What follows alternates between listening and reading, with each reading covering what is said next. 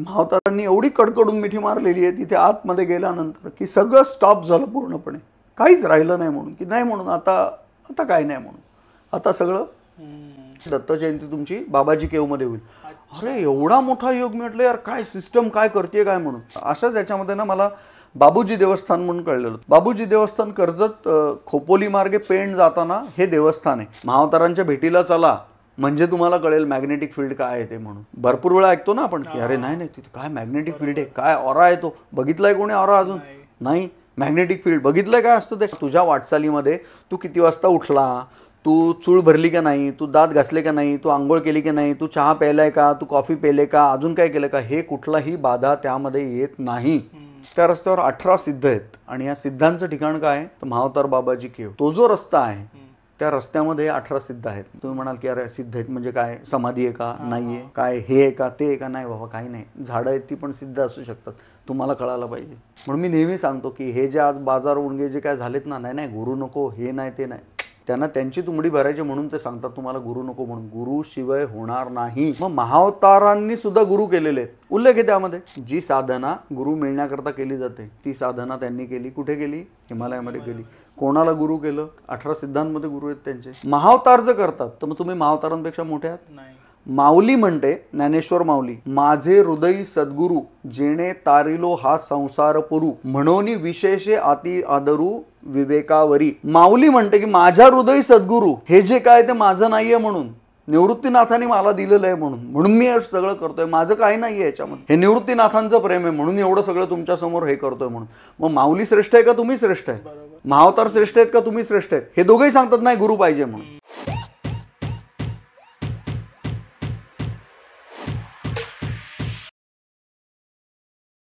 महावतारांच्या बद्दल रिसर्च करत असताना किंवा रिसर्च म्हणण्यापेक्षा आपण असं म्हणूया की श्रद्धा किंवा प्रेम करत असताना मला बरं ही सिस्टम म्हणजे मी सांगितलं ना परत फोकस की ध्यानामध्ये की महावतार बाबाजी के महावतार बाबाजी तेच सारखं डोक्यामध्ये.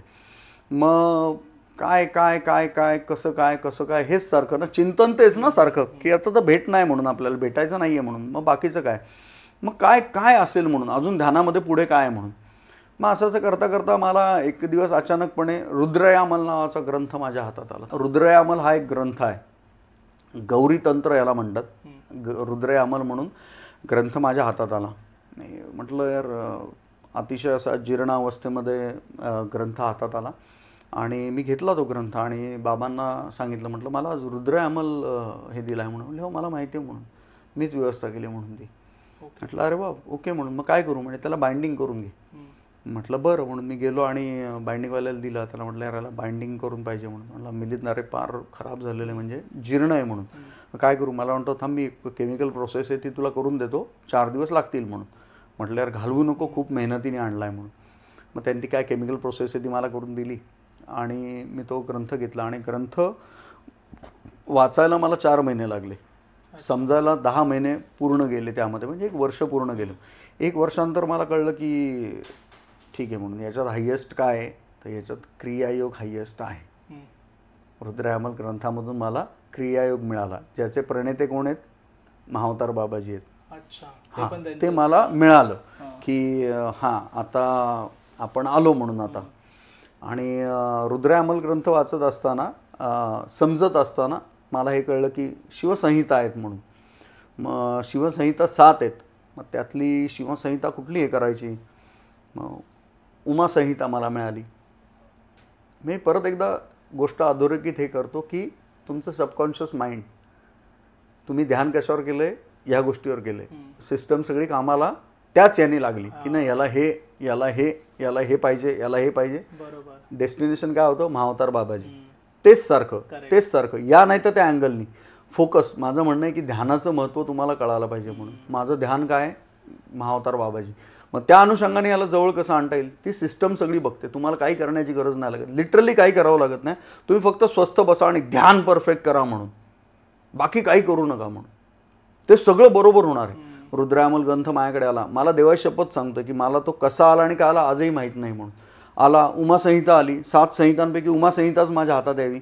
मग त्यात मला रुद्रयामल ग्रंथामध्ये मला क्रियायोग समजला क्रियायोग आहे म्हणून. ओके. आता उमासंहितेमध्ये तो उलगडला सगळा. उमासंहिताच का हातात यावी मग? 7 संहिता आहेत की दुसऱ्या, मग त्या का नाही हातात आल्या माझ्या? मला उमासंहिताच दिली गेली, उमासंहिताच मी वाचली, ज्यामध्ये मला क्रियायोग कळाला. आणि मग हे कळालं की नाही यार, क्रियायोगाचे पण ते महावतार बाबाजी आहेत म्हणून.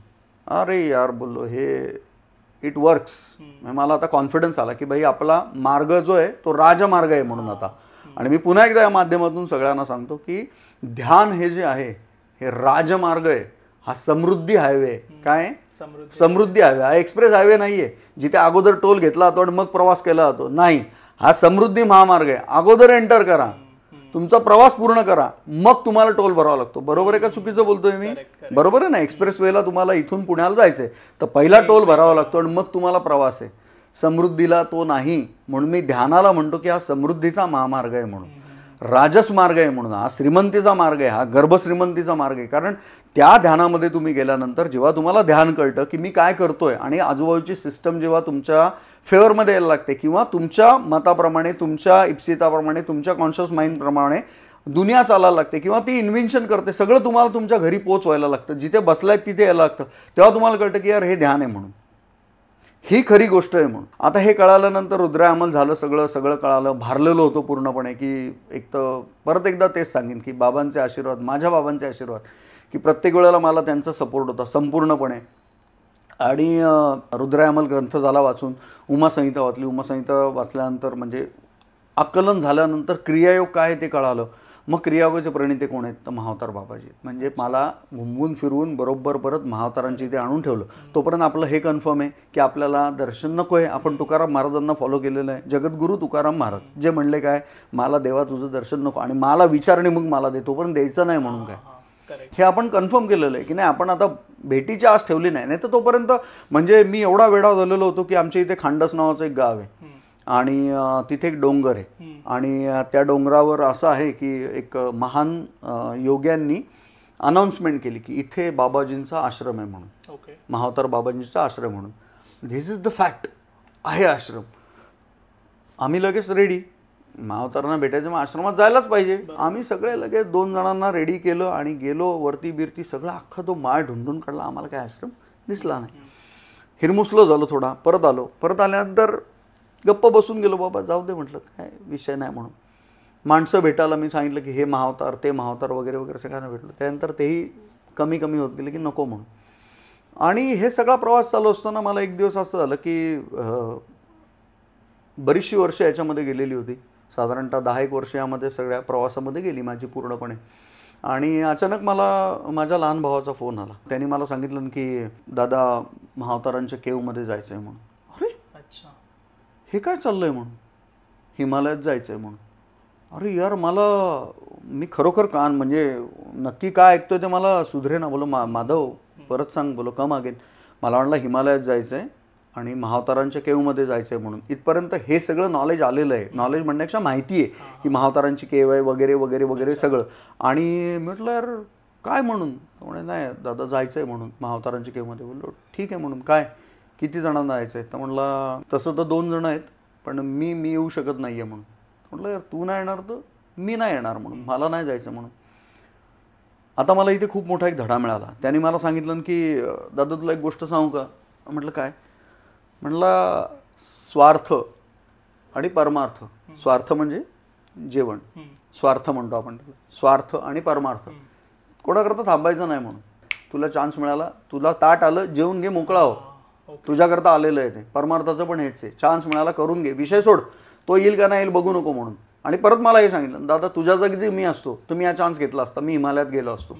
आता ही खूप मोठी ऑपॉर्च्युनिटी आली. हिमालयात जाणं म्हणजे काही छोटी गोष्ट नाही आहे म्हणून.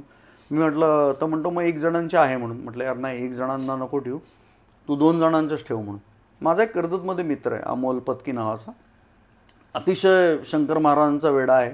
आणि सागर कधीही नियम एक मला माझ्या बाबांनी शिकवला की कधीही भलं करायचं असेल तर आपल्याबरोबर जे आहेत त्यांचंही भलं व्हायलाच पाहिजे म्हणून. त्यांनाही ते सगळं माध्यम मिळालं पाहिजे. तू देण्याचा प्रयत्न कर म्हणून.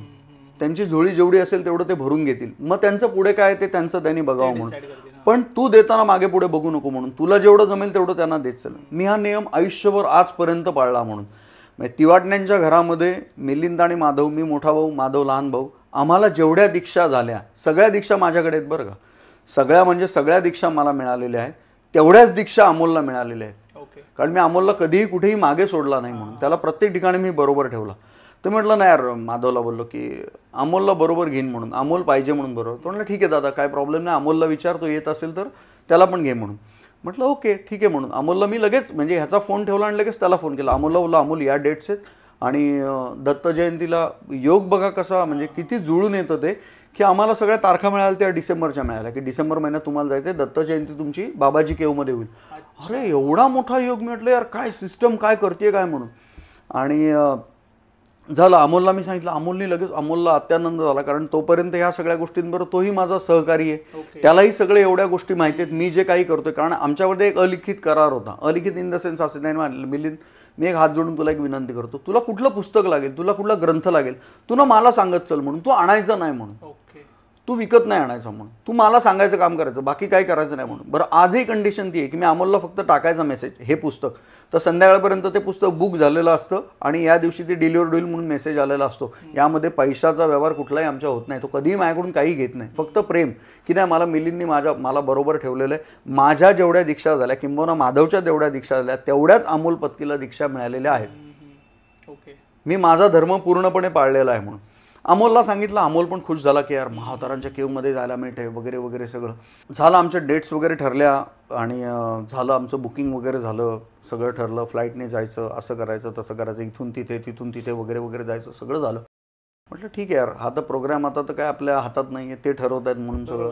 आणि झालं, आम्ही बसलो इकडे तिकडे उतरल्यानंतर तुला सांगतो ना सागर की महावतारांच्या केवमध्ये जाण्याकरता जे आम्ही तोशिश घेतली किंवा जे कष्ट घेतले, इतके वर्षाचे कष्ट होते ते, हे डेस्टिनेशन आहे म्हणून आम्हाला तिथे न्यायचं होतं.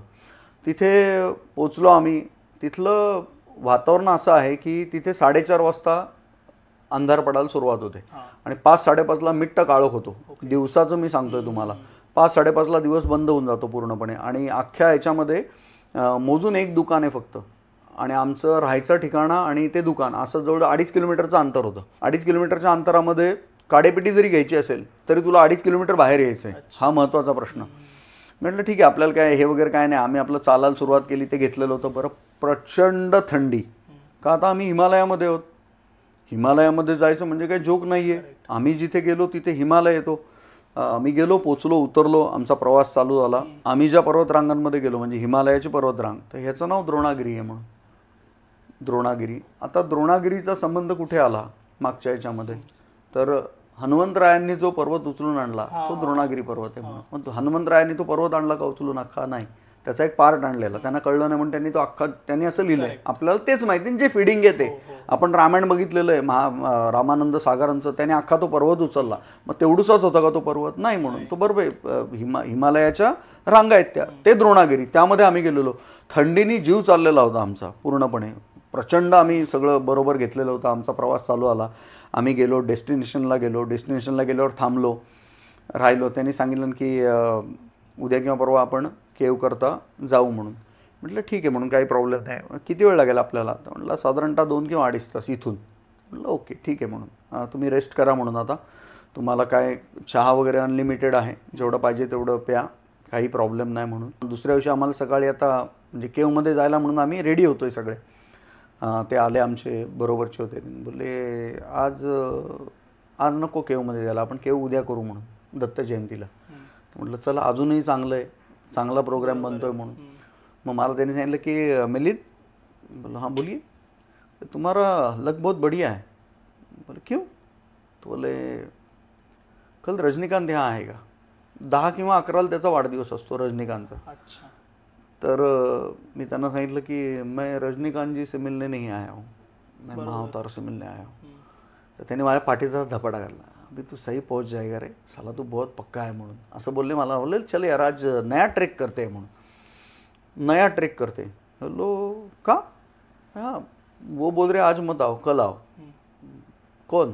है महावतार. जैसा आप बोले, दूर येतो, त्याचं ऐकायला पाहिजे, त्याने आणलंय आपल्याला. आम्ही निघालो. त्याने आम्हाला सांगितलं की आज सुखदेव ट्रेक करू म्हणून. शुकदेव ट्रेक म्हणून. ठीक आहे म्हणून काय प्रॉब्लेम नाही. आणि शुकदेव ट्रेक आमचा चालू झाला. आम्ही निघालो चालत चालत चालत 1 2 3 4 5 जण आम्ही आहोत. त्यामध्ये एक लेडी आहे, एक खूप मोठा माणूस आहे, उंच धिप्पाड, 103 किलो वजनाचा, तोही आमच्याबरोबर आहे. आणि आम्ही चाललो आहे. चालताना हिमालयामध्ये चालल्यानंतर किंवा शुकदेव ट्रेकमध्ये काही गोष्टी ॲटोमॅटिकली यायला लागल्या, कळायला लागल्या की यार नाही म्हणून असं नाही, हे नाही, हे नाही, हे वेगळं आहे, ते वेगळं आहे. समृद्ध परिसर मी बघितला की हिमालय का श्रेष्ठ आहे म्हणून. हिमालयामध्ये कुत्रे मी बघितले की त्यांना आपल्यासारखेच कुत्रे आहेत ते, पण त्यांना एक डबल लेअर आहे त्यांच्या अंगावर, जशी लोकर आहे सगळी, लोकरीची लेअर आहे त्यांच्या अंगावर सगळी, ती मी बघितली. गायी बघितल्या त्या तशाच आहेत. नंतर लोक बघितली, त्यांच्यातला प्युरिटी बघितली काय आहे ती.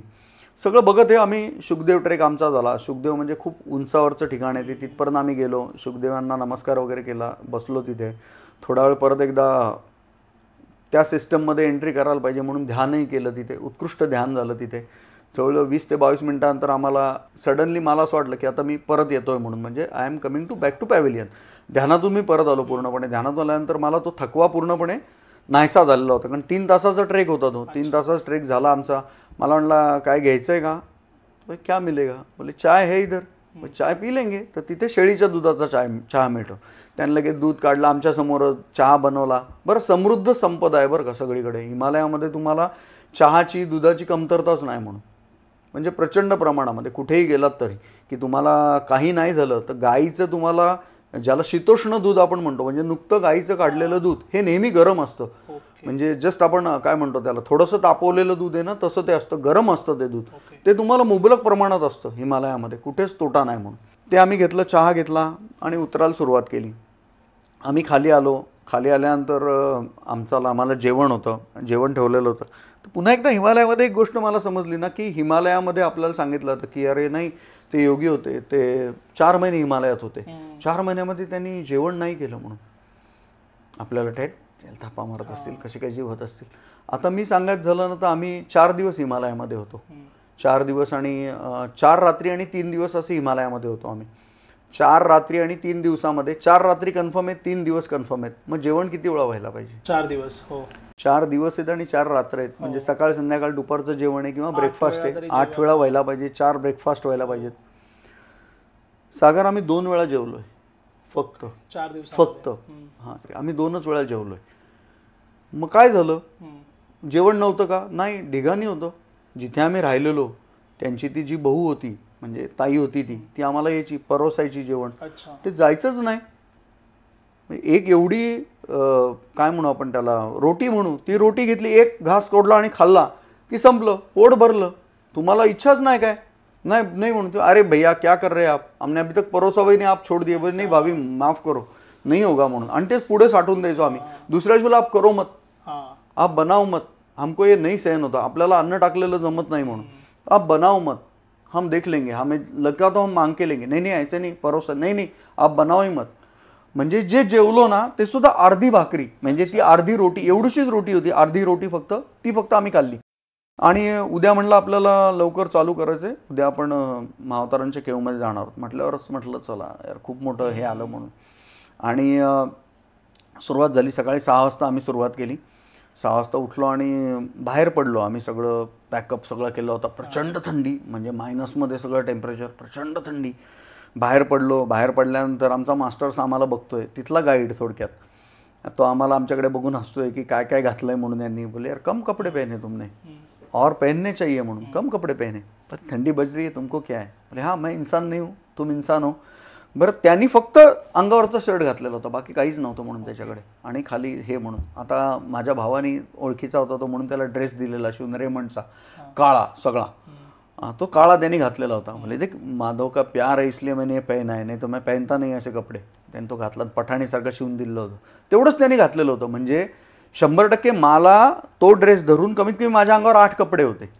की आतमध्ये थर्मल आहे, त्याच्यावर टी शर्ट आहे, मग अजून एक बनियन आहे, मग स्वेटर आहे, मग हाफ टी शर्ट आहे परत, मग त्याच्यावर अजून काय काय, जर्किन आहे, हुडी आहे, एवढं मी घातलेलं होतं. आणि आम्ही चाललो आहे. आणि तिथे जेव्हा आलो आता की त्याने आम्हाला सांगितलं की मिलिंद यहाँ से हमारा रस्ता सुरुवात होता है, तो 2 रस्ते हैं, कुठल्या रस्त्याने जाणार म्हणून, हा चॉईस तुमचा आहे म्हणून.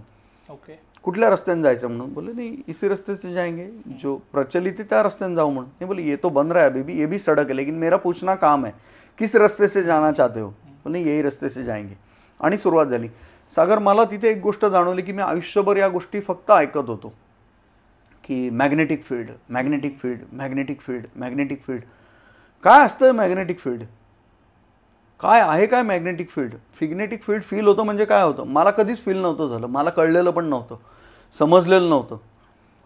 याच्या अगोदर एक घटना अशी झालेली होती की हा प्रवास जेव्हा चालू होता महावतारांच्यापर्यंत जाण्याचा, तर मला ना काही काही गोष्टी ऑटोमॅटिकली यायच्या, संपर्कात यायच्या किंवा पटकन कोणतरी बोलून जायचं. अशाच याच्यामध्ये ना मला बाबूजी देवस्थान म्हणून कळलेलं होतं. बाबूजी देवस्थान कर्जत खोपोली मार्गे पेण जाताना हे देवस्थान आहे. हे चांद्रसेनीय कायस्थ प्रभू म्हणजे CKP लोकांचं हे श्रद्धास्थान आहे म्हणून. आणि मला तिथे एकाने सांगितलं, तू महावतारांच्या कक्षेमध्ये आहेस रे म्हणून. तो असंच मला सांगून गेला, तू महावतारांच्या कक्षेमध्ये आहेस. तर इट्स सरप्रायझिंग फॉर मी. तर मी त्यांना काही बोललो नाही, मी फक्त हसलो म्हणून. तर तू बाबूजी देवस्थानला जा म्हणून. आणि याच्या पुढे त्यांचा आणि माझा संपर्क काय नाही. मी परत एकदा सांगितलं ना की जे जे मला मास्टर्स भेटले ते तेवढ्यापुरतंच भेटले. ते त्यांनी माझ्या डोक्यात टाकलं किंवा त्यांनी ते माझ्या सबकॉन्शियस माइंडमध्ये डायरेक्ट टाकलं आणि सिस्टम कामाला लागली. मी सागर त्यांनी सांगितल्यानंतर मी 48 तासाच्यात बाबूजी देवस्थानला होतो. ओके. मी ते दर्शन घेतलं. अतिशय भव्य दिव्य दर्शन होतं. ते ओपन स्पेसला ते देवस्थान आहे. मी दर्शन घेतलं. हा एक किस्सा झाला त्यातला. आता महावतारांच्या केवमध्ये मी सुरुवात केली की मी एंट्री केली म्हणून मी चाललोय तिथे. आता की त्याने मला सांगितलं की मिलिंद हा रस्ता आहे आणि तिथे बोर्ड होता वे टू बाबाजी केव म्हणून. आणि मी अनुभव केलं. ते काय अनुभव केलं तर ते मॅग्नेटिक फील्ड. काय असतं मॅग्नेटिक फील्ड म्हणजे? तिथे चला, महावतारांच्या भेटीला चला, म्हणजे तुम्हाला कळेल मॅग्नेटिक फील्ड काय आहे ते म्हणून. भरपूर वेळा ऐकतो ना आपण की अरे नाही नाही तिथे काय मॅग्नेटिक फील्ड आहे, काय ऑरा आहे तो. बघितलाय कोणी ऑरा अजून? नाही. मॅग्नेटिक फील्ड बघितलंय काय असतं ते? आपल्याला फक्त तेवढंच माहिती, मॅग्नेट घेतलं आणि लोखंड ठेवलं की ते येतं त्याच्याजवळ. हे दिस इज मॅग्नेटिक फील्ड आपण म्हणतो. किंवा अजून काही शास्त्राचे प्रयोग आहेत त्यामध्ये. What is magnetic field? त्या पायरीवर उभे राहा, मग तुम्हाला कळेल मॅग्नेटिक फील्ड म्हणजे काय असतं ते. तुमच्या शरीरातला अणू आणि रेणू, अणू अणू रेणू रेणू संपूर्णपणे त्या मॅग्नेटिक फील्डने भरलेला अवस्थेत असतो. म्हणजे प्रत्येक एका पोर्समधून एवढा मोठा मोठा फुगा फुललेला आहे. तुम्हाला जाणवतं काहीतरी अतर्क्य शक्ती आहे म्हणून, जी आपल्यामध्ये आता सामावले म्हणून किंवा आपल्या आजूबाजूला पूर्णपणे आहे ती म्हणून. तुम्हाला डोळे बंद करून तुम्हाला एक मंद सुवास चालू होतो त्या ठिकाणी. दिस इज मॅग्नेटिक फील्ड. हे पहिल्यांदा तिथे अनुभवायला मिळालं. पहिल्या पायरीवर जिथे सुरुवात होते, आपण पायरी म्हणायची म्हणजे आता आपण स्टार्ट करतोय म्हणून, ती पहिली पायरी म्हणून जिथे पहिल्यांदा बोर्ड आहे वे टू बाबाजी केव. आणि आमचं पहिलं पाऊल आम्ही तिथे टाकलं आणि सुरुवात केली. सुरुवात केल्यापासून ते तिथे पोचेपर्यंत अत्यंत वेगवेगळे अनुभव त्यामध्ये होते. त्यामध्ये आपलं जे मागच्या याच्यामध्ये होतं की महावतारांच्या याच्यामध्ये काय आहे, महावतारांच्या याच्यामध्ये काय आहे, तुम्ही कसे तिथे पोचाल, तिथपर्यंत कसे काय जाल, तुम्ही त्यांच्यापर्यंत कसे काय पोचाल. दर्शन नको आहे आपल्याला, आपल्याला चाहूल लागलेली आहे. टागोरांनी आपल्याला सांगितलं की चाहूल आहे, तो आहे, कन्फर्म आहे. आपल्याला त्याला काय भेटायचं नाहीये म्हणून आता, पण तिथपर्यंत पोचायचंय. काय करायचंय, रूमच्या बाहेरपर्यंत जायचं. आपल्याला माहिती आहे आता की तो कन्फर्म आतमध्ये आहे, आपल्याला तेवढंच करायचंय म्हणून. आपल्याला रवींद्रनाथ टागोरांनी दिशा दिलेली आहे, जगद्गुरूंनी आपल्याला सांगितलेलं आहे दर्शन बिलकुल नकोय. काय द्यायचं ते मला पहिलं विचार आणि मग दे, त्याशिवाय द्यायचं पण नाही म्हणून मला. इतकी आपली श्रद्धा क्लिअर आहे म्हणून. पण हे सगळं कधी होईल माहिती आहे का, जेव्हा एवढ्या सगळ्या गोष्टींमुळे तुम्ही त्यामध्ये उतराल तेव्हा, की नाही मला यातलं काय नकोय म्हणून.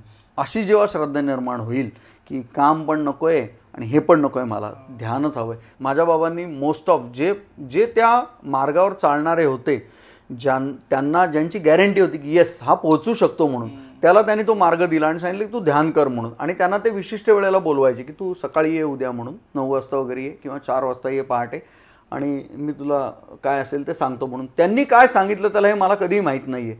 पण मला एक महत्त्वाची शिकवण त्यांच्याकडून मिळाली की तुझ्या आध्यात्मिक प्रवासामध्ये किंवा तुझ्या वाटचालीमध्ये तू किती वाजता उठला, तू चूळ भरली का नाही, तू दात घासले का नाही, तू आंघोळ केली की नाही, तू चहा प्यायलाय का, तू कॉफी पेले का, अजून काय केलं का, हे कुठलाही बाधा त्यामध्ये येत नाही. तुला जे पटेल ना ते तू कर म्हणून, ते खरं आहे म्हणून. तुला वाटलं नाही मला दात घासून बसायचं, तू दात घास. तुला वाटलं नाही चहा घ्यायचा, चहा पी आणि पी. माझे वडील कधीही 4:45 नंतर मला कधीही ते बेडवर दिसले नाहीत. 4:45 म्हणजे लिमिट झालं. ते 3:30 वाजता बेड सोडलेला असायचं त्यांनी. ते उठले, त्यांची चूळ भरायची, त्यांना वाटलं तर ते ब्रशिंग करायचे, अन्यथा ब्रशिंग करायचे नाहीत. ते लगेच चहा ठेवायचे, त्यांना चहा लागायचा. चहा ठेवताना ते भरपूर चहा ठेवायचे आणि थोडं थोडं घ्यायचे आणि ते एका जागी बसून राहायचे आणि त्यांचं जे काय असेल ते चालू असायचं. आम्ही उठल्यानंतर समोर आलो की ते म्हणायचे चहा करून ठेवलाय. ते हे पण नियम त्यांना नव्हते की मी बोलायचं नाही वगैरे, हा काय विषय नाही म्हणून, बस करून टाक म्हणून सुरुवात हो. तर अशा गोष्टी त्यांनी सांगितलेल्या होत्या. ह्या चालू असताना एक गोष्ट अजून झाली ना माझ्या ह्याच्यामध्ये की मला कळलं की नाही म्हणून, जसं हे की ह्या ह्याच्यामध्ये येऊन तुम्हाला मास्टर्स हेल्प करतात म्हणून. मास्टर्स मी सांगितलं की पहिलं मुरुडच्या किनाऱ्यावर पहिले मास्टर मला भेटले, असे असंख्य मास्टर्स मला भेटून गेले. रुद्रयामल ग्रंथ दिला, मास्टर्सनेच दिला तो. त्याच्या पुढे मला उमासंहिता दिली, ती वेगळ्या माणसाने दिली. He is the also masters. कारण त्याला ते कोणीतरी सांगितलं ना, जा बाबा ह्याच्याकडून पोचव, तो मास्टरच आहे माझ्याकरता. परत ही माणसं माझ्या आयुष्यात आलेली नाही आहेत, परत त्यांनी कधी दस्तक दिलेलं नाही आहे मला. असंच भेटता अरे मला तो हे आहे ना, तो मला म्हटला अरे तुला ते उमासंहिता हवे म्हणून माझ्याकडे आहे, तू घेऊन जा, ही घे तुला म्हणून. परत त्या माणसाचा माझा काही संबंध नाही. म्हणजे मी सागरच्या मित्राकडे भेटायला गेलोय, मित्राच्या मामाकडे गेलोय, त्याच्याकडे गेल्यानंतर हा विषय निघतो, तो म्हणणार तुला उमासंहिता हवे, माझ्याकडे आहे ना, ही घे, ही घेऊन जा म्हणून. इतक्या सहजरित्या ती अवेलेबल जातात. तर या याच्यामध्ये अजून एक महत्त्वाची गोष्ट अशी आहे की महाअवतारांच्या प्रोसेसमध्ये किंवा महाअवतारांपर्यंत पोचण्यामध्ये किंवा ध्यानाच्या प्रोसेसमध्ये जाण्याकरता मध्ये जो रस्ता आहे त्या रस्त्यावर 18 सिद्ध आहेत. 18 सिद्ध आहेत आणि या सिद्धांचं ठिकाण काय आहे तर महाअवतार बाबाजी केव. तो जो रस्ता आहे त्या रस्त्यामध्ये 18 सिद्ध आहेत म्हणून, वेगवेगळ्या रूपात आहेत म्हणून. ते तुम्हाला कळायला पाहिजेत कुठल्या रूपात आहेत. Physically they are not available there. तुम्ही म्हणाल की अरे सिद्ध आहेत म्हणजे काय, समाधी आहे का, नाही आहे, काय हे आहे का, ते आहे का, नाही बाबा काही नाही. झाडं आहेत ती पण सिद्ध असू शकतात, तुम्हाला कळायला पाहिजे. हे सिद्ध कळतात, हे सिद्ध तुम्हाला येऊन हेल्प करतात. फार मोठी प्रचंड, म्हणजे मी म्हटलं ना की गुरुकृपा काय असावी, तर ही गुरुकृपा आहे म्हणून की त्या 18 मास्टर्समधून एकतरी मास्टर्स असा आहे की जे तुम्हाला येऊन तुम्हाला मदत करणार म्हणून. आणि सेम टाईम तुम्हाला एकमेव अद्वितीय प्रेम त्यांच्याबद्दल निर्माण होतं. म्हणजे मी सांगितलं ना की प्रेम निर्माण होणं, त्यांचं नाव जरी काढलं तरी तुमचे डोळे पाण्याने भरतात, आवाज घोगरा होतो, त्याला म्हणतात प्रेम. तिथे तो तुम्हाला भेटण्याचे 100% चान्सेस असतात. बिकॉज तुमच्या सबकॉन्शियस माइंडमध्ये ते गेलेलं आहे की याला भेटायचं आहे. सिस्टम सगळी कामाला लागलेली, एलिमेंट सगळे जे ते कामाला लागलेत, पंचमहाभूतं कामाला लागली. सांगितलं मग अशी iPhone 17 सगळी कामाला लागली. तू काय बोललास महाअवतार बाबाजी, लागली सिस्टम कामाला, तू सबकॉन्शियस माइंडमध्ये टाकलं. पण सूत्र काय याचं, ध्यान, फक्त ध्यान, बाकी काहीच नाही म्हणून, बाकी कशातूनही काही होणार नाही म्हणून. 18 सिद्धांमध्ये आलो तर मग 18 सिद्ध कळतात. 18 सिद्धांबद्दल मी मगाशी परत एकदा तुला सांगितलं की 18 सिद्ध तुम्हाला कळाले, मग पुढे काय, कोण आहे ते सिद्ध. मटेरियल सगळं अवेलेबल होतं, सगळं मटेरियल अवेलेबल होतं माझ्याकडे. मी पंढरपूरला होतो गेलेलो आणि असंच महाद्वारामध्ये, म्हणजे काही जरी झालं तरी पंढरपूरला फिरताना काय करायचं तर पंढरीच्या पांडुरंगाचं दर्शन घ्यायचं. महाद्वार म्हणून जो एरिया आहे जिथे समोरून एंट्री आहे, नामदेव पायरी आहे, तो जवळजवळ 100 मीटरचा रस्ता आहे तो. त्या महाद्वारामध्ये जो गंध आहे, गंध, सुगंध, हा तुम्हाला आशिया खंडामध्ये कुठेही परत मिळत नाही. किती वारा येऊ दे तो पुढे येत नाही. तो 100 मीटरच्या एरियामध्येच आहे. हा गंध साठवून घ्यायचा. तसाच पश्चिम दरवाजाला गेलात म्हणजे पलीकडची बाजू, देवाची पाठ, तिथे गेलात तरी सुद्धा हाच गंध आहे. हा गंध साठवून घेतो आम्ही. दरवेळेला गेलो की ती स्मृतीत ठेवायचा तो गंध आम्हाला. ठीक आहे, तो आम्ही असं करतोय. त्यात फिरत असताना माझी नजर एका बुक स्टॉलवर गेली. एक म्हातारा माणूस आहे, छोटासा, अगदी एवढी जेमतेम 2 फुटाची गल्ली आहे. त्या गल्लीमध्ये तो पुस्तकं लावून बसलाय.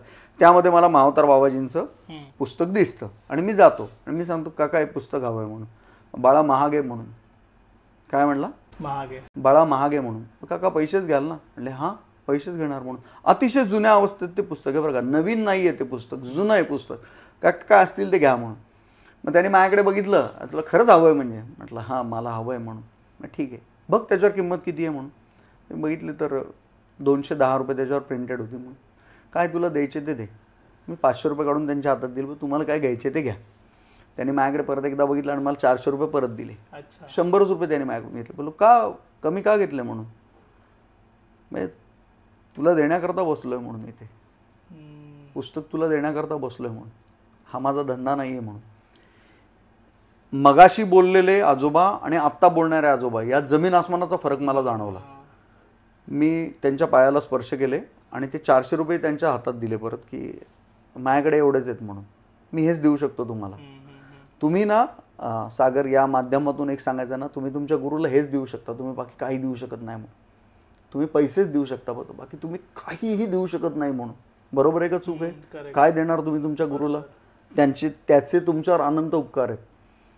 म्हणून मी नेहमी सांगतो की हे जे आज बाजार उणगे जे काय झालेत ना, नाही गुरु नको, हे नाही ते नाही, त्यांना त्यांची तुंबडी भरायची म्हणून ते सांगतात तुम्हाला गुरु नको म्हणून. गुरु शिवाय होणार नाही 100%.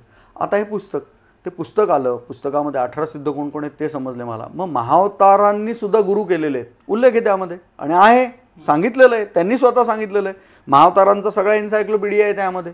किंवा तुम्ही योगी कथामृत वाचलं तरी तुम्हाला हे सगळं कळतं. महाअवतारांचा थोडक्यात परिचय सगळा त्यामध्ये होतो. महाअवतार काय आहे, त्यांचं नाव नागार्जुन होतं, मग त्यांना फणस प्रिय होता, फणसावरून त्यांनी त्यांच्या आईनी, थोडक्यात एक कथा सांगतो तुम्हाला की आईनी फणस आणलेला होता, ते मजूर होते, नागार्जुन नाव होतं, बाबाजींचं नाव नागार्जुन आहे, नागार्जुन नाव होतं त्यांचं. मग त्यांची आई आणि वडील होते. मग त्यांचं काय होतं, त्यांनी एकदा फणस आणून ठेवलेला होता, बाबाजींना भूक लागली म्हणून बाबाजींनी अख्खा फणस काढून खाल्ला. फणस काढून खाल्ल्यावर त्यांची आई घरी आली, आईने बघितलं आणि फणस खाऊन टाकला. तिने यांच्या तोंडात बोळा कोंबला आणि बाबाजींना प्रचंड मारलं, अर्धमेलं करून टाकलं. त्या अर्धमेला याच्यामध्ये ते म्हणले, अरे काय म्हणून आहे, विचित्रपणा आहे म्हणून, आई जेवढं मारते तर बघायचं कोणाकडे म्हणून ते आपलं बाहेर पडले. आणि बाहेर पडल्यावर त्यावेळेला जी होती ती गुलामीची प्रथा होती, गुलाम विकले जायचे. तसं त्यांना गुलाम म्हणून घेतलं आणि विकून टाकलं. एका व्यक्तीने त्यांना घेतलं आणि विकून टाकलं. तर ते जिथे गेले तिथे तो फार दयाळू माणूस होता. त्याने बघितलं हे छोटं लेकरू आहे म्हणून, याच्याकडून काय करून घेणार, म्हणून त्यांनी त्याला सोडून दिलं, रिलीज केलं. तर यांनी एक साधूचा झुंड मिळाला, त्या साधूच्या झुंडमध्ये हे आले आणि हे पोचले कुठे, हिमालयामध्ये. मग हिमालयामध्ये गेल्यानंतर काय झालं त्यांनी, की त्यांनी पहिलं जर काय केलं असेल तर साधना सुरुवात केली. जी साधना गुरु मिळण्याकरता केली जाते ती साधना त्यांनी केली. कुठे केली? हिमालयामध्ये केली. कोणाला गुरु केलं? 18 सिद्धांमध्ये गुरु आहेत त्यांचे. अगस्त्य महामुनी त्यांचे गुरु आहेत महाअवतारांचे. म्हणजे गुरु हा इम्पॉर्टंट आहे म्हणून, गुरुशिवाय काही नाही. महाअवतार जर करतात तर मग तुम्ही महाअवतारांपेक्षा मोठे आहात?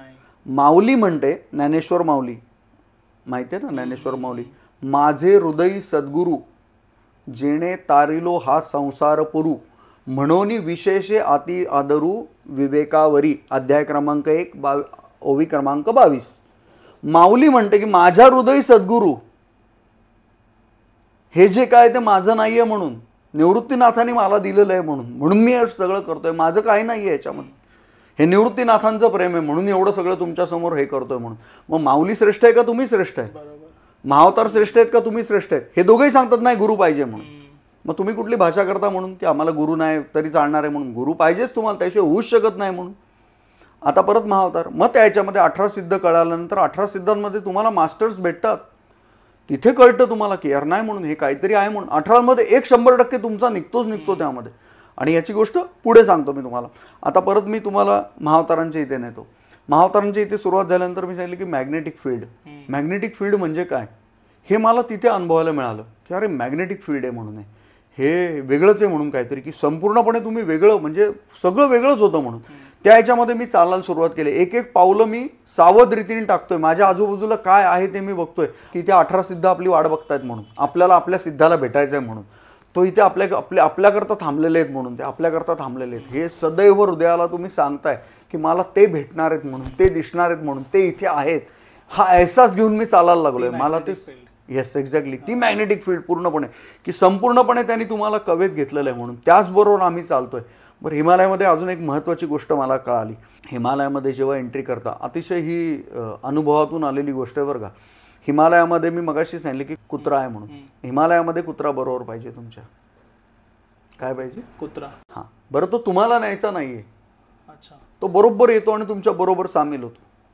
माझ्याकडे फोटो आहेत, माझ्याकडे प्रूफ आहेत, माझ्याकडे माणसं आहेत हे सगळं सांगणारे की येस ऑर नो म्हणून. येस, हो. काय झालं मग तिथे आम्ही सुरुवात केलं ना, त्या क्षणाला एक कुत्रा आला. आणि आमचा अमोल जो मित्र आहे ना, त्याला सगळ्या कुत्र्यांबद्दल फार प्रेम आहे. तो सगळ्या कुत्र्यांना एकाच नावाने हाक मारतो, राजू. ए राजू, मिलिंद, राजू आला, आपला आता काम होणार. आमचा मास्टर म्हणतोय वो आना बहुत जरुरी आहे म्हणून, वो आना बहुत जरुरी आहे म्हणून. म्हटलं काय असेल आपलं ते ना, आपण दत्त जयंती, 4 श्वान त्यातच अडकलेलो असतो ना. बोला असेल बाबा काहीतरी याचं काम. आता आम्ही चालतोय, घनदाट जंगल आहे बरं का, घनदाट जंगल, आणि आम्ही चालतोय त्यामध्ये. म्हणजे साधारणतः तिथे तर 2-2:30 वाजले की अंधार होऊन जातो जंगलामुळे. त्या जंगलात आम्ही चाललोय. भावना ह्या आहेत माझ्या की 18 सिद्ध इथे आपली वाट बघतायत म्हणून. एक सिद्ध इथे वाटेवर आहेत, कुठेतरी आपल्याला त्यांचं दर्शन व्हावं, कुठेतरी अनुभूती व्हावी. ते मॅग्नेटिक फील्ड माझ्याकडे. मला त्या महावतारांचा ऑरा सगळा त्या पूर्ण द्रोणागिरीमध्ये जाणवतोय की यार दिस इज मॅग्नेटिक फील्ड. म्हणजे आपण सिंपल गोष्ट एक सांगायची झाली तर आता इथे रूम स्प्रे आहे, रूम स्प्रे होतोय, तो झाल्यानंतर तुला तो पटकन जाणवतोय तिथे. हा बाहेर जाणवेल का? नाही जाणवणार. तू दरवाजा उघडून आत आला आणि तुला ते जाणवलं, अरे हा रूम स्प्रे आहे म्हणून तू कळलं. बाहेर ते मॅग्नेटिक फील्ड नाहीये म्हणून. म्हणजे मी जिथे उभा आहे, जिथे बोर्ड आहे वे टू बाबाजी घेऊ, तिथे काय नाहीये. तू जेव्हा एंट्री करतो तेव्हा ते तुला जाणवतं, अरे समथिंग इज देअर.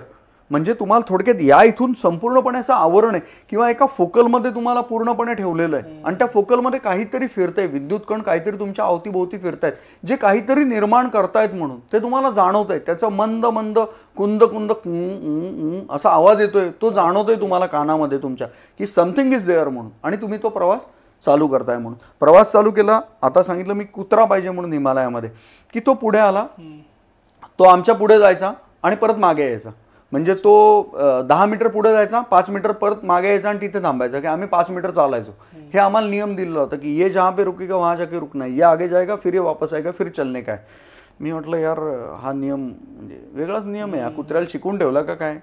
बरं हे मी शुकदेव ट्रेकला पण अनुभवलं. आदल्या दिवशी जो ट्रेक केला तिथे पण आमच्या बरोबर कुत्रा होता. बरं हा कुत्रा वेगळा आहे, हा कुत्रा वेगळा आहे. कारण बाबाजींची, महावतारांची केव आणि शुकदेव समाधी यामध्ये जवळजवळ ग्राउंडला काढलं तर जवळजवळ 3 ते 4 किलोमीटरचं डिस्टन्स आहे. हा गावाच्या सुरुवातीपासून शुकदेव ट्रेक स्टार्ट होतो आणि महावतारांची समाधी गावाच्या एका वेगळ्या दिशेला आहे म्हणून, म्हणजे केव ती. म्हटलं हा वेगळाच आहे कुत्रा. काल पण हे आपण अनुभवलं. तर म्हटलं यार हे विचारावं लागेल म्हणून आपल्याला काय आहे ते. मग आमची ती सुरुवात झाली. आता याचं पहिलं उत्तर देतो, मग परत आपण प्रवास सुरुवात करूया. की महावतारांच्या या याच्यामध्ये त्या जंगलामध्ये हिंस्र शापद आहेत, वाघ आहेत, सिंह आहेत तिथे. मग कुत्र्याचं काय काम. तर कुत्रा 25 मीटर पहिला पुढे जातो. तो पहिलं काय नाही ना, आणि तो मागे येतो. तो तुम्हाला इंडिकेशन देतो ओके राईट वे म्हणून, सेफ आहे चला, आणि आम्ही पुढे चाललोय. तो परत पुढे जातोय. हे शेवटपर्यंत तो करतो. ही कृपा कोणाची आहे म्हणून. हे कोणी शिकवलंय तिथे त्याला करायला. जे महावतारांकडे येतात, जे शुकदेवकडे येत आहेत त्यांनाच येऊन तो का करतो. बरं त्यांना काहीही अपेक्षा नाही. तुम्ही तिथे शुकदेव ट्रेकला जाणार आहात, महावतारांना तुम्ही कुठे टोस्ट नेणार आहे, तुम्ही कुठे बिस्किट नेणार आहात. तिथे तुम्हाला खायचंच नाहीये, खायला लागतच नाही. स्वानुभव सांगतोय, मला खाल्ल्याशिवाय जमत नाही. मला ब्रेकफास्ट लागतो, दुपारचं जेवण लागतं, रात्रीचं जेवण लागतं. हिमालयामध्ये 4 रात्री आणि 3 दिवसामध्ये 2 वेळाच जेवलोय. तेही जेवलोय म्हणजे काय, एक भाकरी किंवा अर्धा तुकडा, त्याच्या पुढे नाही. पाणी प्यायचं, चहा प्यायचा, चहा सुद्धा एवढाच प्यायचा. असं नाही भरमसाठ चहा पितोय म्हणून भूक मेली, हाही विषय नाही. बरं 4ही दिवस जर मी उपवास करतोय तर मला कुठेतरी ते जाणवायला पाहिजे, मला विकनेस यायला पाहिजे. काही नाही म्हणून शुकदेव मी ट्रेक करतोय फुल फ्लेशमध्ये, काही प्रॉब्लेम नाही. बरं माझ्या उजव्या पायामध्ये पूर्णपणे रॉड आहेत, मला चालायला त्रास आहे पूर्णपणे, माझा पाय सुजायला पाहिजे, काही होत नाही. How is it possible. मला म्हणायचं ही ताकद आहे म्हणून. ही कसली ताकद आहे, ही ध्यानाची ताकद आहे म्हणून. बरोबर आहे. आणि त्यांचं प्रेम सर्वात जास्त. मी नाही गेलो, त्यांनी मला बोलवलं तिथे म्हणून. हा ट्रेक चालू झाला. मला ते कळलं तिथे की यार कुत्रा खूप इम्पॉर्टंट आहे. हिमालयामध्ये जायचं असेल तर हिमालयामध्ये कुत्रा फार गरजेचा आहे. तो तुम्हाला इंडिकेशन देतो. तो 40 मीटर पुढे जातो, सगळं काढतो. हा ओके, तो मागे आला आणि थांबला, आणि जर थांबला आणि त्यांनी पुढे नाही जाऊन दिलं तर तुम्हाला थांबायचंय, तिथेच थांबा जोपर्यंत पुढे जात नाही तोपर्यंत. त्याला पहिलं माहिती 50 मीटर एरियामध्ये वाघ नाही तर सिंह आहे, तो पुढे जाऊन नाही देणार म्हणून तुम्हाला. त्याला जेव्हा इंडिकेशन येईल की okay now right time is the safe time, तेव्हा तो पुढे जाईल आणि तुम्हाला घेऊन जाईल. हे मी महत्त्वाचं तिथून शिकून आलो. मला तिथे सिद्धांचं जसं सांगितलं की तुम्हाला या सगळ्या माहिती आपोआप मिळत जाते तुम्हाला युनिव्हर्सकडून, ही माहिती मिळालेली होती. मला त्यातलं जे व्यक्तिमत्व 18 सिद्धांमध्ये जे आवडलं ते त्यांचं नाव बोगरनाथ म्हणून आहे. हा विषय आपण नंतर परत सांगूयात. फक्त नाव सांगितलं की 18 सिद्धांमध्ये बोगरनाथ सुद्धा आहेत, जे मला माझ्या हृदयाच्या जवळ असलेलं व्यक्तिमत्व. अशी 10 माणसं असतात ना, 10 माणसामध्ये एकच व्यक्ती आपल्याला आवडते. किंवा नवनाथ आहेत, नवनाथ सगळेच प्रिय आहेत, पण मला गोरक्षनाथ जास्त आवडतात. मला गोरक्षनाथ म्हटलं की मला माझा हळवा स्वभाव होतो. मला त्यांचं मंदिर म्हटलं तर मी वाट वाकडी करून का होईना मी जाणारच, त्यांना भेटणार, म्हणजे त्यांच्या पायावर डोकं ठेवणार, त्यांना आदेश करणार. हे प्रेम आहे. आलं लक्षात. तर बोगरनाथ त्यातले माझे 18 सिद्धांमधले आवडते की ते तिथे आहेत म्हणून. हे सगळं ॲज्युम करून आपण चाललोय आणि all of a sudden shower चालू होतो. शॉवर चालू होतो म्हणजे काय होतं, तर बर्फ पडायला सुरुवात होते. आयुष्यातला सर्वात पहिलं हे की अरे आपण आहोत कुठे, आपण स्वित्झर्लंडमध्ये आलो का काय म्हणून. कारण दिस इज द फर्स्ट टाइम. तुम्ही सुद्धा बघितला नसेल बर्फ पडलेला. मी अनुभवला तो की बर्फ पडतोय, अरे काय मजा मजा नुसती, जिकडे बघावं तिकडे चांदीच चांदी झालेली सगळी. 10 मिनिटं पडतोय पडतोय पडतोय पडतोय, भुरभुर भुरभुर जसं पडतो तसं बर्फ, स्नो स्प्रे कसा करतो आपण तसा बर्फ पडतोय. अरे वैयक्तिक आनंद. आणि आमचा मास्टर्स आम्हाला सांगतं की तुम बहुत लक्की हो म्हणून, तुम्ही खूप नशीबवान आहात म्हणून. का बरं, या वर्षातला पहिलं बर्फबारी आहे म्हणून, आणि ही तुमच्या प्रेमाखातर आहे म्हणून. हा तो सांगतो ज्याला अडाणी येतो, त्याला काही माहीत नाहीये, त्याचं फक्त काम आहे गाईड करणं. तो हे तुम्हाला सांगतोय आणि तो सांगतो आम्ही ते झटकतोय बर्फ अंगावर. तो गलत कर रहे हो मिलित, क्यों, इससे तुम भिगोगे नाही. पाऊस पडतोय, बर्फाचं थोडंफार पाणी आहेच, येतंय ते म्हणून तुम भिगोगे नाही. म्हटलं भिगोगे नाही. आणि प्रॅक्टिकल होतं. पाऊण तास आम्ही बर्फामध्ये होतो, बर्फामध्येच आम्ही चालतोय, थर पडतायत अंगावर, पाणी तर व्हायलाच पाहिजे पण कुठेही आम्ही भिजत नाही म्हणून. त्याचं महत्व असं आहे की तुम्हाला शुद्ध केलं म्हणून. नॅचरल सोर्स आहे हा, तुम्हाला शुद्धतेकडे आणलं. आणि महावतारांचा प्रवास चालू होतो पूर्णपणे. एका क्षणानंतर 2 ते 2.5 तास पूर्णपणे चालल्यानंतर काही ठिकाणी थांबून मुद्दाम की नाही इथे जाणवतंय म्हणून, काहीतरी इथे खूप जास्त जाणवतंय म्हणून, मॅग्नेटिक फील्ड खूप जास्त जोरात आहे म्हणून, किंवा आपल्याला जाणवतंय त्या लहरी जाणवत आहेत म्हणून, सहन नाही होते त्या. सहन म्हणजे काय, आनंदाचं हे होतंय, फार भरतं येत आहे म्हणून. तिथे ते सिद्ध बसलेले असतात. तिथे त्यांना सिद्धांना नमस्कार करून, डोकं टेकून, नाक घासून की बाबा आम्ही पाय देऊन तुमच्या पुढून चाललोय, तर आम्हाला माफ करा, आमची लायकी नाही आहे इथे पाय देऊन चालण्याची. इथे तर खरं डोक्यावर चालायला पाहिजे कारण तुम्ही इथे बसलेला आहात म्हणून, पण आम्हाला दुसरा पर्याय नाही आहे, त्यामुळे आम्ही पायाने चालतोय, तर आमचे पाय इथे लागणं हे चुकीची गोष्ट आहे, तर आम्हाला माफ करा म्हणून माफी मागून आम्ही त्यांची पुढे चाललोय म्हणून. आणि मग समोर येतं काय, तर महावतारांची केव येते. महावतारांची केव आली. महावतारांच्या केवमध्ये जाईपर्यंत बाहेर बघितल्यानंतर ते स्वप्न सगळं पूर्ण झाल्यासारखं वाटतं. आजही आत्ता या क्षणाला जेव्हा मी तुला हे सांगतोय त्यावेळेला मी तिथेच आहे म्हणून, त्या केवच्या समोरच आहे. ती जाळी, लोखंडी जाळी आहे, ती उघडलेली आहे. आता वायसनी ती कन्स्ट्रक्ट केली बाहेरून चांगली, आतमध्ये केवच आहे म्हणून. आणि पुन्हा एकदा मॅग्नेटिक फील्डपासून तुम्ही त्या महावतारांच्या गुहेमध्ये चाललेत, जिथे क्रियायोगाची पहिली दीक्षा झाली. कोणाला झाली, लाहिरी माशांना दीक्षा झाली ती पहिली. त्या इथे तुम्ही चाललेला आहात हे तुम्हाला कळतं. आणि तुम्ही जिथे एंट्री करता, आतमध्ये गेल्यानंतर तुम्ही परत एकदा वेगळ्या सुगंधाने भारले जाता, संपूर्णपणे वेगळं. तुम्हाला आता बाहेर काय ते तुम्हाला माहीत नाही, तुम्हाला ह्याच्या पलीकडे काय ते माहीत नाही. तुम्हाला फक्त गुहा आहे तिथे, ज्यामध्ये 2 दिवे लावलेले, जे मला दिसतात दिवे लावलेले आहेत खरे तिथे. जे दिवे लावलेले होते ते लावलेले, तिथे बसलो. एक प्रचंड अजून वेगळं मॅग्नेटिक फील्ड. बाहेर जे अनुभव केलं ते 1500 मेगावॅटचं होतं, हे किती आहे, 1.5 लाख मेगावॅटचं आहे. मग काय होतं तिथे गेल्यानंतर संपूर्णपणे आत गेल्यानंतर महाविशाल असं काहीतरी आहे. त्यांनी आपल्याला घट्ट मिठीत घेतलेलं आहे. महावतारांनी एवढी कडकडून मिठी मारलेली आहे तिथे आतमध्ये गेल्यानंतर की सगळं स्टॉप झालं पूर्णपणे, काहीच राहिलं नाही म्हणून, की नाही म्हणून आता काय नाही म्हणून, आता सगळं थांबलं म्हणून. तर तुम्ही एंट्री करता महावतारांच्या केवमध्ये आणि ते तुम्हाला मिठीत घेतात म्हणून. जे मी अनुभव फील केला तो मी तुम्हाला सांगतोय म्हणून. हा माझा अनुभव आहे म्हणून, तुमचा हा नाही आहे म्हणून, हा माझा अनुभव आहे म्हणून. मी महावतारांच्या केवमध्ये जिथे गेलो, तिथे गेल्यानंतर मला एवढंच जाणवलं की मी एका वेगळ्या मॅग्नेटिक फील्डमध्ये आलो. ज्या मॅग्नेटिक फील्डमध्ये मी आत्ताही होतो, 2 तास मी सतत त्यात प्रवास केला, त्यामध्ये मी अनंत अनुभव घेतले, जे माझे अनुभव आहेत म्हणून. ते माझ्या बरोबरच्यांना आले का नाही माझा मॅटर नाही आहे म्हणून, हा माझा अनुभव आहे, तो मी तुम्हाला सांगितला. मी आतमध्ये एंटर केल्यानंतर त्यांनी घट्ट मिठी मारली आणि त्या घट्ट मिठी मारल्यानंतर माझ्या डोळ्यातून जे घळघळ व्हायला लागलं, त्या क्षणाला मला हे सुचतंय की अरे मी खूप लांब चाललोय म्हणून. मी माझे गोरक्षनाथ सोडतोय, मी माझे शंकर महाराज सोडतोय म्हणून. त्यावेळेला मागून आवाज येतो, अरे वेडा तू अजूनही मला ओळखलं नाही का म्हणून. मी तोच आहे म्हणून, मी वेगळा नाही आहे म्हणून, मी तोच आहे. तुला गोरक्षनाथ म्हणून माहिती आहे, काही लोकांना शंकर महाराज म्हणून माहिती आहे, पण मी तोच आहे म्हणून. त्या मिठीमध्ये मी सामावलेलो आहे. आणि मी त्या मिठीच्या अवस्थेमध्ये जवळजवळ 2.5 तास त्या केवमध्ये होतो. 2.5 तास सगळं भरून राहिलं पूर्णपणे. ते हे 3 तासानंतर 2.5 तासानंतर आमच्या मास्टर्सने आम्हाला सांगितलं की केव आता बंद करायची वेळ आली म्हणून. YSS वाले केव बंद करतात म्हणून, तर आता आपल्याला निघावं लागेल म्हणून. फार जड अंतकरणाने मी निघालो, पण मी सागर आजही सांगतो की मी परत आलो नाही म्हणून. मी जो परत आलो ते माझं शरीर परत आलं म्हणून. मी मनाने कायम तिथे राहिलो. आज मी बऱ्याचशा ह्याच्यामधून ऐकत असतो की मी इकडे गेलो, माझ्या 180-200 वाऱ्या झाल्या, गिरनार झालं, माझं हे झालं ते झालं. नाही म्हणून. मी केवमध्ये जर गेलेलो आहे तर मी फिजिकली एकदा गेलेलो आहे म्हणून, बाकी कमीत कमी 1,00,000 वेळा मी केवला भेट दिलेली आहे म्हणून. आणि हे घेऊन मी सगळं परत आलो की जिथे माझा प्रवास पूर्णपणे चालू झाला किंवा थांबला, काहीही म्हणा म्हणून, मला माहीत नाही ते काय झालं म्हणून. पण तिथे आल्यानंतर आजही मला केवमध्ये जायचं आहे तर मला कुठलंही बंधन नाही आहे. मी सकाळी उठल्यानंतर जसा बेडवर बसलेले त्या क्षणाला डोळे मिटले की तो सुगंध माझ्या नाकामध्ये, गंध तो पूर्णपणे मला तो जाणवतो आणि प्रत्येक वेळेला महाअवतारांची मिठी मला जाणवते. अध्यात्मामधून किंवा ध्यानामधून इथपर्यंत आपण पोचलो. तर दादा, आता ध्यानावरती तुम्ही इतकं छान पद्धतीने एक्सप्लेन केलात, पण मला प्रश्न असा आहे की जे प्रॉब्लेम्स येतात ध्यान करताना, त्याची सुरुवात आपण कशी करायची? कारण हे मनाचे खेळ वगैरे हे तर चालूच राहणार आहेत. बरोबर आहे. आणि मी जरी ध्यानाला बसलो तरी पण काही ना काही गोष्टी डिस्टर्ब करणार. मग कधी कधी 40 मिनिटं, जसं तुम्ही म्हणालात की 40 मिनिटं तुम्ही बसा, तरी मग बसल्यावरती पण ते लक्षात त्या गोष्टी वगैरे येत असणार. मग ही सुरुवात करायची कशी ध्यानाची? चांगला प्रश्न आहे हा. जसं मी मगाशी सांगितलं की मन हे प्रवृत्तीने बनलेलं आहे.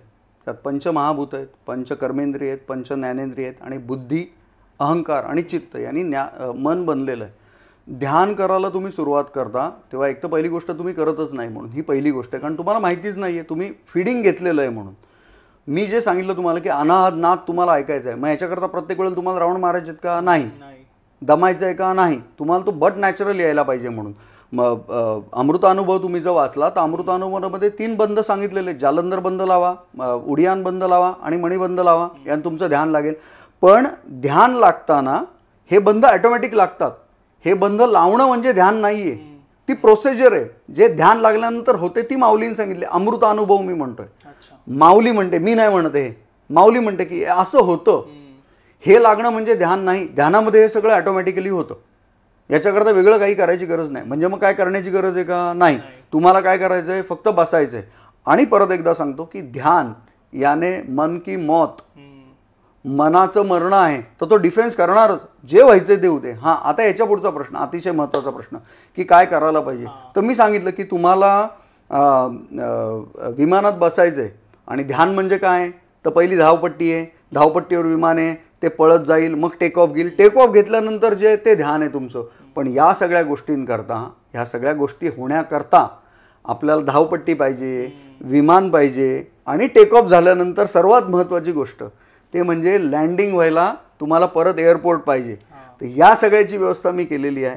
या सगळं महाअवतारांशी बोलल्यानंतर, ह्या सगळ्या गोष्टी घडल्यानंतर मी ह्या गोष्टींमधून जेव्हा पुढे आलो आणि काही महाअवतारांना प्रश्न केलेले होते, विचारलेले होते, त्याची ध्यानामधून जी उत्तरं आली, त्या उत्तरांच्या याच्यामधून त्यांच्या कृपेने, त्यांच्या आशीर्वादाने आपण अशा जागी आश्रम घेतलेला आहे जो नर्मदेच्या किनाऱ्यावर आहे. चित्रसेन गंधर्वांची जी जागा आहे, 3,500 वर्षापूर्वीचा इतिहास आहे. ज्या ठिकाणी ही जागा आपण घेतली त्या ठिकाणी आपण मेडिटेशन सेंटर करणार की त्या तिथे जाऊन तुम्हाला हे सगळं जे आहे ते सगळं तुम्हाला बघायला मिळेलच किंवा अनुभवायलाच मिळेल. थोडक्यात ही गोष्ट आहे. इथे ही जागा आपण घेतली नर्मदेच्या काठावर. आणि नर्मदेच्या काठ म्हटलं तर शिवशंकरांचं 24/7 वास्तव्य, बरोबर आहे ना.